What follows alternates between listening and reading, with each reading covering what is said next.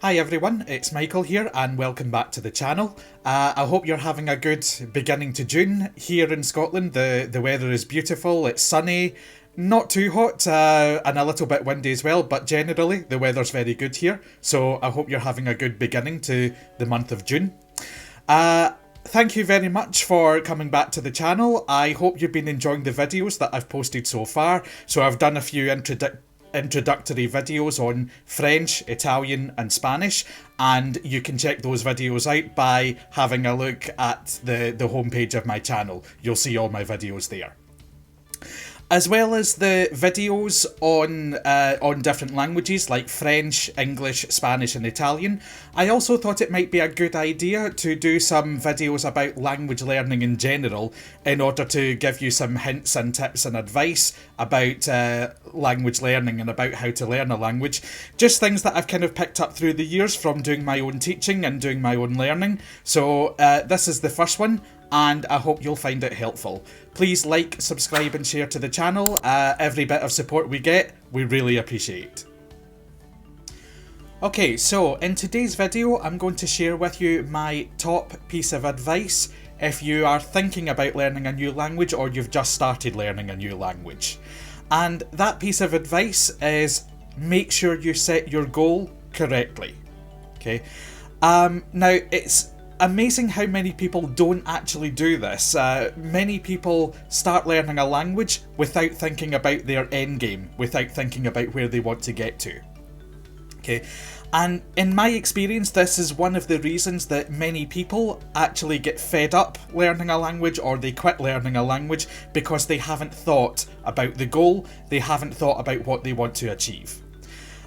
Put it this way, have you ever come back from a holiday in another country, or have you ever set a New Year's resolution along the lines of, I want to learn Spanish, or I want to learn German, or I want to learn Italian? If your answer to that is yes, then you're not alone. It's a very common thing, and I've done it myself as well. We've all done it. Now, when you set the goal of learning a language, like I want to learn Spanish, that's a fantastic goal. Learning a language is always a good idea. Learning a new language is a fantastic idea. But the problem with a goal like I want to learn Spanish is it doesn't take into account many of the different aspects or the different features and the different things involved in a language or learning a language. So it's important to consider those things when you set your goal. Now, when I give private lessons, I do private tuition as well for languages, the languages I teach, and when I give private tuition, if someone sends me a message or speaks to me and says something like, I want to learn Spanish, I then have to spend time asking a lot of questions, things like, well, what level do you want to achieve? What do you want to do in the language? Do you want to read, write, speak? Or do you want to be able to read the literature, for example? Which method is the best way for you to learn, and things like that. So I have to spend quite a lot of time doing that if someone comes to me with a very simple goal like I want to learn Spanish. And what I'll say is, if you actually spend some time thinking about that question before you begin learning a new language, then it will make things much easier in the long run. Okay, so how do you set a goal for learning a language? Well, fortunately there is a very good model for setting language learning goals. In fact, setting any type of goal. So whether you want to take up a new sport or lose weight or learn the guitar, it doesn't matter. This model is excellent for setting your goals, and it's known as the SMART goal model. The SMART goal model. So what I'm going to do in today's video, I'm going to talk about each part of the SMART goal model, and I'll show you how it can be applied to setting goals for learning a new language. So let's start with the S of the SMART goal model. So S stands for specific, and this is perhaps the most important part of setting the language learning goal. Now, as I said, many people set a goal along the lines of, I want to learn Spanish, and as I said previously, the problem with that type of goal is it doesn't take into account the features and the aspects of a language and of learning the language. So when you're setting a goal, it's best to make it as specific as possible. And you can help to make your goal as specific as possible by asking yourself and doing a bit of research on some of the following questions. So the first question to ask yourself to set a specific goal is, what level do I want to achieve? Now, in Europe, language learning abilities are generally divided into 6 categories according to the CEFR framework. Okay, and the 6 different levels are A1, A2, B1, B2, C1, and C2. Now the A levels, A1 and A2, those are beginners. So at that stage, you can take part in daily routines, asking for food and drink and things like that. B1 and B2 are intermediate levels, and there you can start to hold a conversation pretty well and talk about different topics, but you don't quite grasp the subtleties of the language. And then C1 and C2, those are advanced, and at that stage you should be able to understand almost everything that you hear or read, and you should be able to express yourself incredibly fluently as well. So because there are these 6 different levels, it's a very good framework and a very good idea to ask yourself what level you want to achieve. Maybe you only want to learn enough to be able to go on holiday and order food and drink and ask for directions and things like that. Or maybe you want to be as fluent as you possibly can and speak like a native speaker.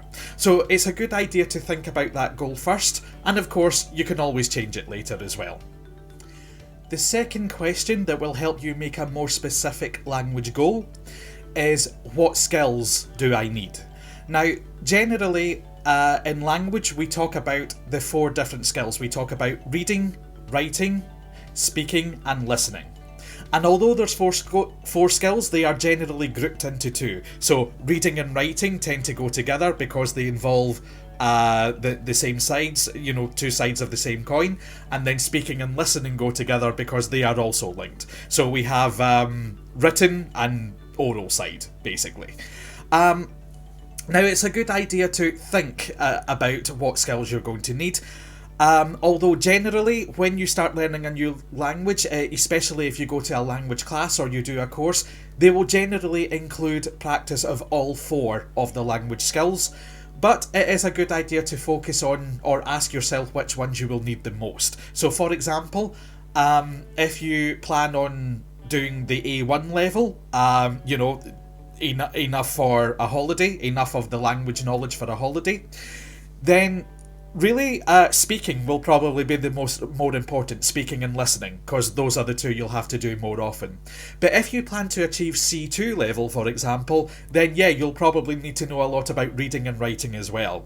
But again, it depends on the goal. If you're more bothered about the literature, for example, and you're not really planning on using the language when you go on holiday, then obviously reading is more important, for example. So yeah, it's a good idea and a good question to ask yourself, what skills do I need to use in the language in order to make your goal more specific? And the third question you should ask yourself to make your goal more specific is, how do I want to learn?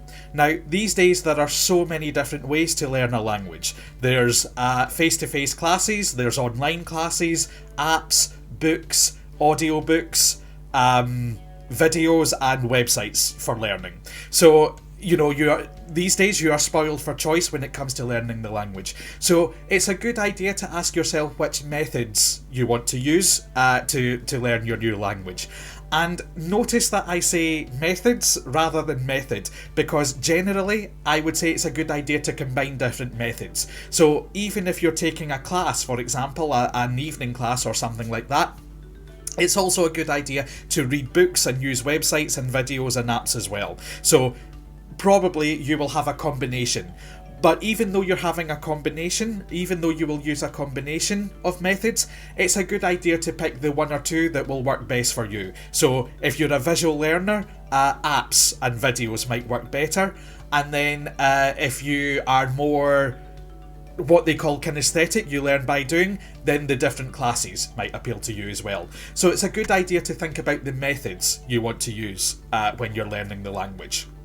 So asking yourself these 3 questions, and maybe some others as well, depending on your own knowledge and experience and abilities, will help you to make sure that your goal is specific. Okay. Okay, so the M of the SMART goal model is for measurable. Now, this is essential, and basically this allows you to check your progress, okay, and check how you know when you've achieved your goal. So, for example, let's go back to our original goal, the non-specific one. I want to speak Spanish, or I want to learn Spanish. How will you know when you've learned Spanish? Because language is such a complicated thing that could entail anything. So I speak Spanish and I speak it very well, but I wouldn't be able to read an electronics manual or, like the Haynes car manual in Spanish, because I don't have that knowledge, I don't have that vocabulary. So it's important to think about how you're going to measure your success, okay? If your goal is reading, then, for example, it might be when you can read a specific book, or you can read lots of different books. If you want to use the language in basic conversations when you're on holiday, then you might measure that success in terms of when you can go to a restaurant and ask for food and drink and understand what the waiter is saying to you and ask for the bill. It could be something like that. But whatever your goal is, it's important to make sure you have a way of measuring it and to know when you've achieved that success. Okay, and if you're doing a language class, then the chances are there will be some tests or some assessments, and that will help you measure your progress as well. But measuring the goal is important, and then that way you can always change the goal as well. So if you keep measuring, then you'll know your success. Okay, the A of the SMART goal model means achievable, and I'm actually going to come back to this a bit later on, because in my opinion, the A, the achievable, actually incorporates some of the other parts of the SMART goal model that we haven't looked at yet. So I'm actually going to come back to that at the end, but the A stands for achievable. Okay. The R of the SMART goal model is realistic. You have to, when you set a goal for anything, it's important to make sure that the goal is realistic. Okay. Realistic goals are incredibly important, especially when you're trying to learn something new as an adult. Okay. When you're a child, your entire day is focused on learning and focused on schoolwork and homework. But when you're an adult, things aren't that simple. It's not that easy. For a start, when you're an adult, you might have very specific feelings about learning and education, and those could be positive or negative, and they're very often tied to your school days as well. So if you didn't enjoy school, for example, you are going to have or you might have some hang-ups, you might have some emotions about learning and education. Also, as an adult, you have to juggle so many different commitments. You don't have the time that a child has to learn. You have to juggle family commitments, work commitments, your other interests as well. So there's a lot of juggling that goes on. And that's why it's important to make sure that the goal you're setting yourself is realistic, okay? Do you want to read Dostoevsky's novels in the original Russian 1 month after you begin learning Russian? Probably not very realistic, okay? But do you want to go on holiday to Italy and use maybe 3 or 4 basic phrases every day in particular situations during the week or the 2 weeks that you're in Italy? Very, very achievable and very, very realistic as well. So make sure your goal is realistic, because there's nothing worse than setting yourself a goal, realising that it's not a realistic goal, and then having to backtrack as well. So make sure the goal you're setting yourself is realistic. And if you're a beginner or you've never learned a language before, then the chances are that the goal will probably involve basic functions such as ordering food and drink and things like that. Okay, so make sure the goal is realistic. It's also important to think about the time, and that's the T of the SMART goal model. So T stands for timely. Now, Setting a time for your goal is incredibly important as well, and that's why it's part of the model. There's also a law that says the amount of time you decide to dedicate to something is how much time it will take you. So as an example, if you decide that you're going to spend 20 minutes cleaning the house, you'll clean the house in 20 minutes, okay? But if you don't set a time for cleaning the house, then it might take you several hours, or it could take you all day because you've not set a time for it. You've not set a time scale. And it's the same with language learning. So if you decide that it's going to take you 2 months to learn how to use the past tense in Spanish correctly, then that is how long it will take you. However, that's a theoretical law, this timescale law, that's a theoretical law, and as we all know, real life does not fit nicely into theoretical laws. Things happen, things get in the way, other commitments appear. However, it is still important to think about the time. And as a general rule, when you're learning a language, you should think about the A1, A2, C1, C2 model, the CEFR framework, because that'll give you a good clue. Generally, when you do a language class, then 1 year of a language class focuses on one level of the CEFR framework. So in 1 year, you would do A1, the next year A2, the next year B1, and so on. So by the time you do a C2 course, that would be the 6th year of your language study. Okay. Now, that is only a general guideline, but it is a useful one. Obviously, if you're studying in your own time and if you have more time available, then you could maybe do some of these things quicker. But it is a good idea to think about the time and to use the CEFR framework to help you with that. Okay, and now, as I said, I'm going to double back and I'm going to go back to A, achievable. Now, if you have thought about the S, the M, the R and the T of the SMART goals model, the achievable should really work out itself. So if you have set a goal that is specific, measurable, realistic and has a time frame, then it should be achievable.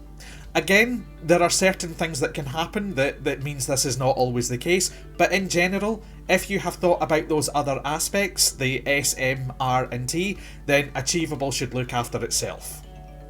Okay, so that's it, that's the SMART goal model, and that is how you set a goal, a realistic goal and an achievable goal for learning your new language. Okay.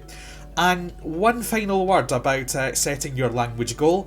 I don't remember where I saw this, but I do remember seeing somewhere that it's a good idea not just to make your goals smart, but actually to make them smarter. And I really like this idea. So I'll talk very briefly about the E and the other R for smarter goals.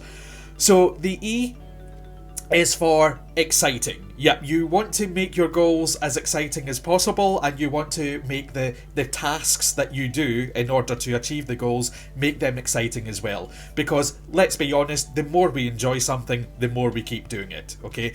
If you hate running, for example, and I certainly do, I hate running, I would much rather go for a walk. If you hate running, you're not going to do it. If you enjoy cycling or swimming, you're going to do that more. And again, it's the same with language learning. So if you enjoy the class that you go to, if you enjoy the books you're reading and enjoy the videos you're watching, then the chances are you're going to stick with the language and you're going to make a success of achieving your goal.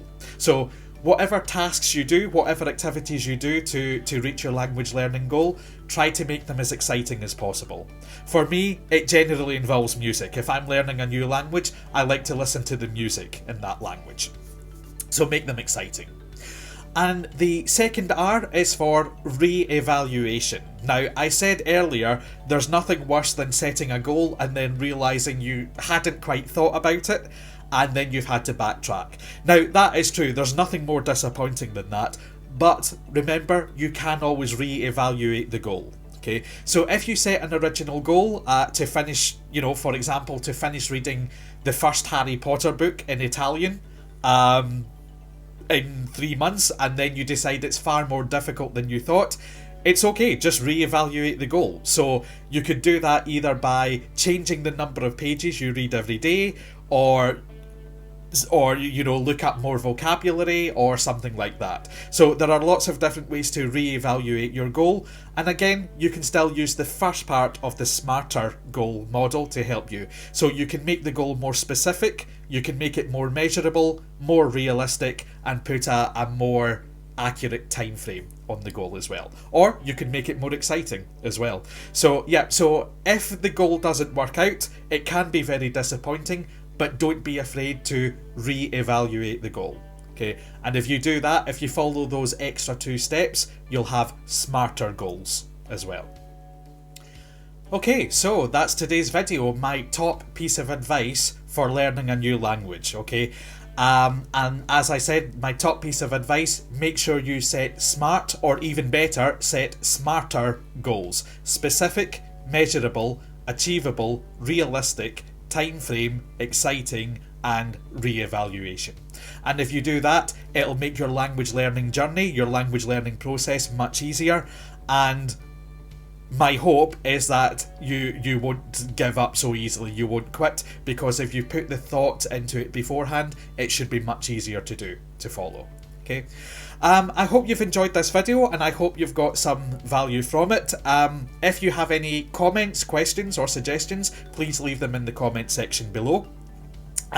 You can also check out my other videos on the channel. I currently have videos on Spanish, French and Italian for beginners, and I'll be doing some videos for people learning English as well.